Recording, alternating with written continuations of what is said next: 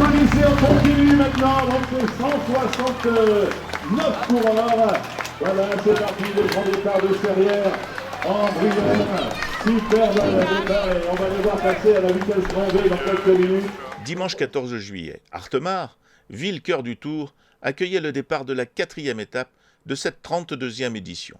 Et comme prévu, ce sont les Miss de Patricia Recanati qui accueillaient invités, VIP, sponsors et bénévoles au village départ.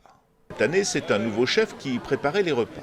Nouveau sur la collation de midi, mais plus ancien dans sa présence sur le Tour, puisqu'il accueillait déjà des équipes dans son hôtel, le Vieux Tilleul, Éric Olivier. Moi, je suis originaire du Midi, du Vaucluse. J'ai déménagé ici et j'ai commencé à mon apprentissage cuisine à Virieu-le-Grand chez Monsieur Michalet, qui m'a appris la cuisine. Et ensuite, j'ai eu l'occasion de travailler dans tous les restaurants de la région pour avoir de l'expérience et apprendre le meilleur de chaque chef. On est ici avec mon épouse depuis le 9 mai 2006, où on a racheté les lieux où j'avais travaillé une année avant. On a une clientèle l'été touristique. L'hiver, c'est plus les locaux, où on travaille avec les entreprises. Et l'été, c'est beaucoup de touristes qui vont se promener au plan d'automne, découvrir notre région. Alors dans la région, on est gourmand et fin gourmet. On aime les riz de veau au mori, notre spécialité, avec le steak tartare coupé au couteau, préparé devant les clients. Le filet de bœuf Gessler. Toutes nos viandes viennent de l'abattoir Gessler à Autonne, où on a une viande de qualité. Et les cuisses de grenouille, on n'est pas loin de la Dombe, on fait beaucoup de cuisses de grenouille. Retenez, qu'est-ce que c'est l'ambiance du TVO ? Alors c'est une bonne ambiance, c'est convivial. On a pendant 3 ans on a accueilli les mêmes équipes, donc ça crée des liens. Ils viennent en cuisine avec moi pour affiner les menus, leurs besoins. Voilà, c'est comme une grande famille et c'est vraiment que du bonheur. Voilà, ça sera vraiment le mot qu'on doit retenir, que du bonheur. Au départ, Madame le maire d'Artemare, Mireille Charmont-Munet et Annie Muriot, conseillère départementale. C'est évidemment de cette fidélité des organisateurs, fidélité à Artemare. Ah bien, oui, bien sûr, Artemare s'enorgueillit d'avoir chaque année le départ de l'étape reine de ce TVO. Et je pense que ça satisfait à la fois la population et c'est une occasion aussi de valoriser un petit peu le sport cycliste des jeunes, parce que c'est extraordinaire ce qu'ils font. Si jeunes, avec des étapes si difficiles, je crois qu'on ne peut être qu'admiratif. Et je sais que cette dernière étape au départ d'Artemare les inquiète parce que la dernière étape est vraiment très très difficile et qu'elle va être en sorte juge de paix. Alors l'épreuve, c'est très longtemps appelé le Tour du Val-Romain. Alors, un petit peu de géographie. Oui. Artemare, c'est vraiment au cœur du Val-Romain. Alors, si je réponds sur le plan de la géographie, je dirais qu'Artemare est aux portes du Val-Romain. Et Artemare est au cœur de Bugey Sud, notre intercommunalité. Voilà, donc c'est la porte sud du Val-Romain. Alors vous me parlez de Michalet qui est en face de nous, que la mairie a réouvert symboliquement ce matin pour que fonctionne et que rayonne le TVO comme chaque année. Mais c'est vrai que c'est un manque. On sait que tous les jours, on voit qu'il y a moins de circulation, etc. Mais on ne veut pas en rester là. Et je crois que tous autant qu'on est, on s'est mobilisé. Et aujourd'hui, nous avons de bonnes négociations en cours et nous espérons vraiment qu'elles aboutiront pour que le restaurant Michalet retrouve sa grandeur dès l'année prochaine. Le département de l'Ain est une terre de vélo, ce qu'on peut dire un petit peu.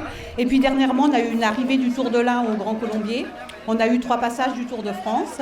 Le territoire du département de l'Ain là, qui correspond bien à la pratique du vélo, en tout cas. Et puis aussi Bugey Sud avec sa destination vélo.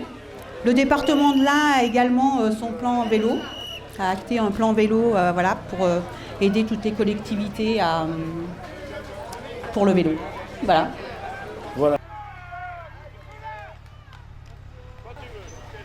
Alors Eric, c'est terminé pour cette année. Comment ça s'est passé? La première année que vous assurez les repas pour les invités et pour les bénévoles. Oui. C'est un peu compliqué, qu'est-ce que vous en retiendrez? Non, moi je trouve que c'est une bonne organisation, les gens sont sympas, compréhensibles. Le premier jour a été un peu compliqué, mais maintenant ça roule tout seul. C'est facile, c'est que du bonheur.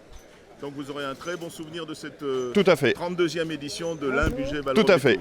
Hein? Tout à fait. Bon, eh ben merci beaucoup. Merci. Et je vous laisse continuer. Bonne journée. Au revoir. Merci. Dernier rendez-vous avec Jean-Claude Combi pour cette étape décisive.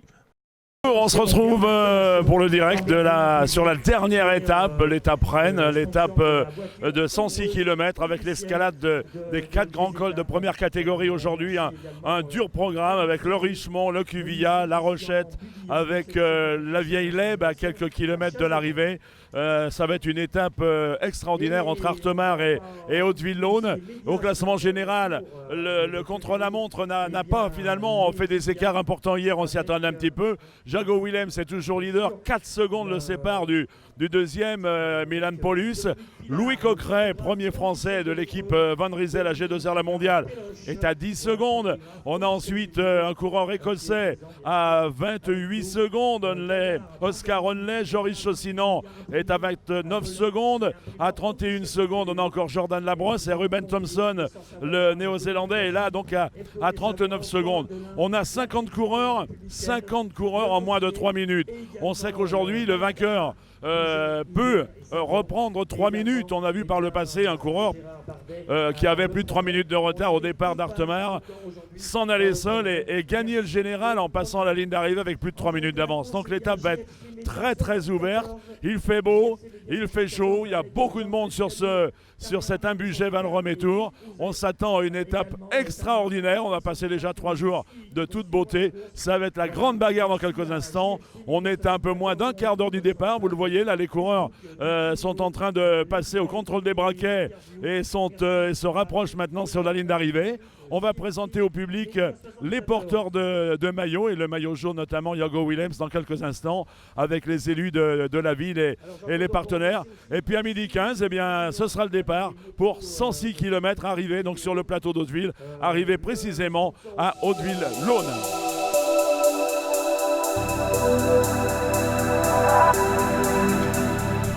Première échappée au passage de Virieu-le-Petit. Quant à nous, c'est avec Gérard Bardet, fidèle représentant du Progrès de Lyon sur le Tour, que nous allons tenter de cerner cette étape. Gérard, bonjour, vous êtes le représentant du Progrès. Qu'est-ce que vous allez retenir de cette 32e édition de l'Imbugé Valrometour? Bonjour, dans un premier temps, oui, donc qu'est-ce qu'on peut retenir? On peut retenir quelques nouveautés, notamment le contre-la-montre.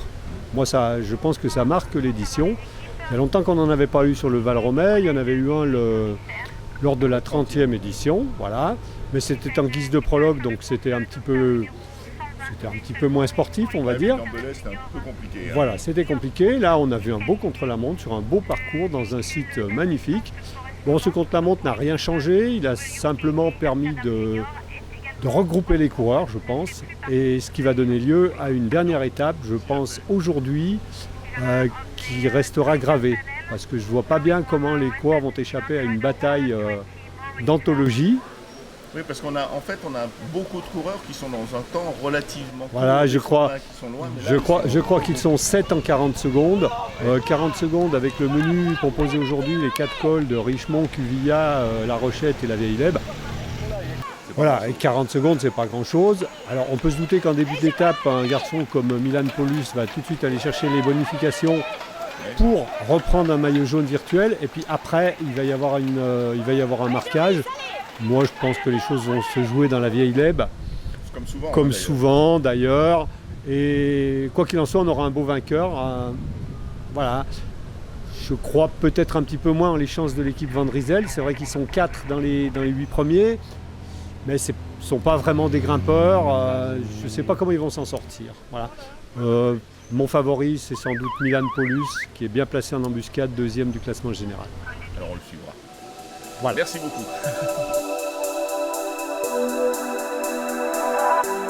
Col de Cuvilla, seconde difficulté, avant le premier passage à Hauteville-Laune, où nous attend Bernard Argenty, le maire. Argentil, une année sur deux, on arrive chez vous maintenant. C'est important quand même de recevoir le Tour du Val-Romey.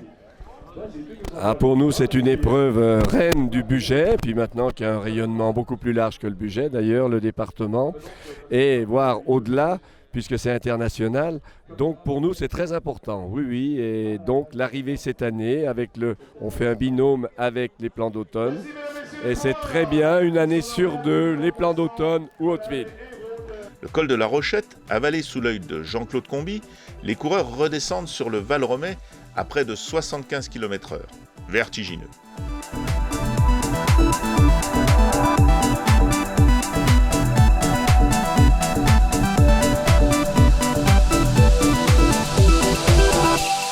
Une échappée de 5 hommes, le breton Lebert, les belges Gelders et Kraps, l'espagnol Gilabert et l'allemand Steinhauser partent sur le plateau.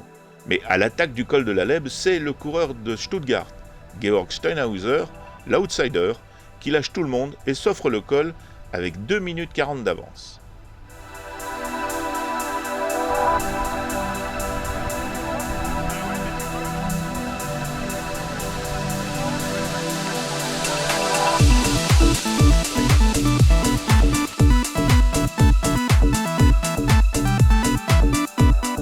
À ce stade, il est parti pour l'exploit et même la remontée sur Haute-Villonne avec un vent contraire ne permettra pas aux poursuivants de revenir. Ils auraient dû pourtant se méfier au vu de sa seconde place hier sur le contre-la-montre, qui annonçait déjà un sacré rouleur. Avec 3 minutes 10 d'avance à l'arrivée, il arrache le maillot jaune final de cette édition. Can you explain us the race of today? Just in few words. In the first part of the race, it was a very big group. A few times I tried to break away, but I didn't make it. And 30 kilometers before the finish, I got in a 5-man front group. And then I just ride my pace, and then I was alone, and then I just gave everything, and yeah, it's unbelievable that I made it. So when you decide to go away and so to take to go to solo. Yeah, solo. Yeah. Yeah, that was I just ride my pace, and then I look behind, and there was nobody. There was no one. Yeah. Okay. What do you like in the race today or in the 4 days of the race? I like the race. I really love the race. Last year I made the race too. Oh, you were here? Yeah, I were here last year, and I thought that it's a very nice race.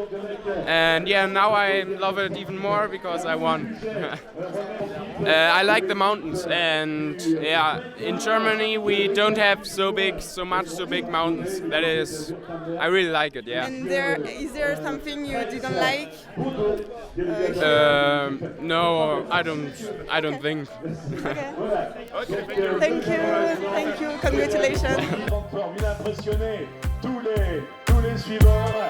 Voilà les deux petites pistes qui vont bien pour Georg Steinhauser. Je peux dire qu'il est heureux. Il était 11e ce matin du classement général.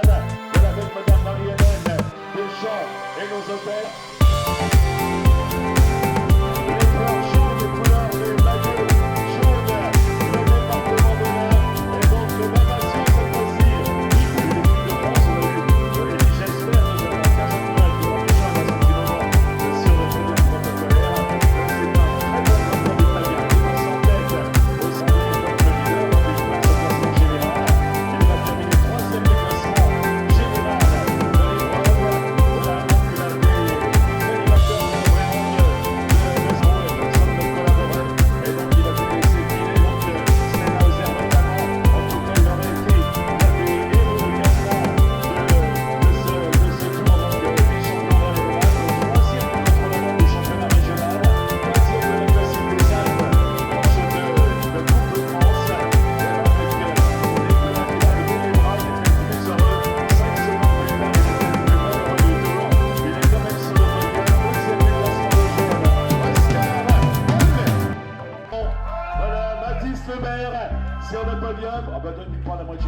non plus. Hein. Ah mais c'est vrai qu'il y a 2 filles. Voilà. Jean-Louis Chaussinan, il retrouve Louis Coqueret, vainqueur d'étape. C'était la deuxième à Belair, Chaussinan avait terminé 6e. Image, ici sur le podium. Je vous invite vraiment cette fois à applaudir non seulement ces 7 lauréats, mais les 169 coureurs juniors qui ont pris. Avant le mot du président, il nous manque un acteur, le président portugais du jury UCI, Luis Miguel Campos Mota Loeiro. Malheureusement, un problème technique a endommagé son interview. Un président extrêmement rigoureux qui nous avait confié qu'après quelques mises au point le premier jour, tout s'était bien passé.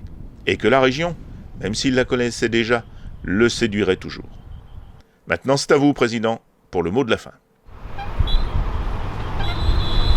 Jean-Marc Vivier, comment est-ce qu'on peut clôturer cette 32e édition de l'Ain Bugey Valromey Tour? Traditionnellement, on sait que le dernier jour est toujours un jour à rebondissement. Qui aurait parié ce matin alors que 9 coureurs se tenaient sous la minute, qu'un coureur qui était à 1,26 au général viendrait gagner l'étape et de quelle façon? L'Allemand a été exceptionnel, il est parti dans la lèbe, il est parti au train, il est monté tranquillement, je l'ai suivi, c'était vraiment très très beau. Un garçon qui était très coordonné, il faisait tourner les jambes, un super beau vainqueur et que dire? C'est la tradition du Valromey, le dernier jour c'est toujours du suspense.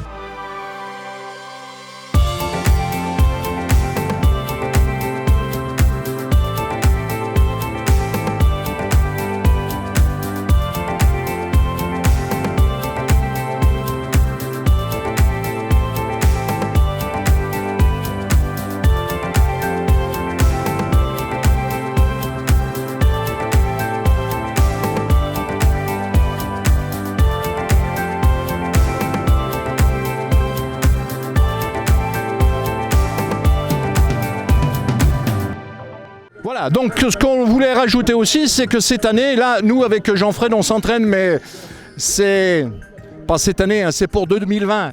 Il nous reste encore un petit peu de course à faire. Allez, salut hein.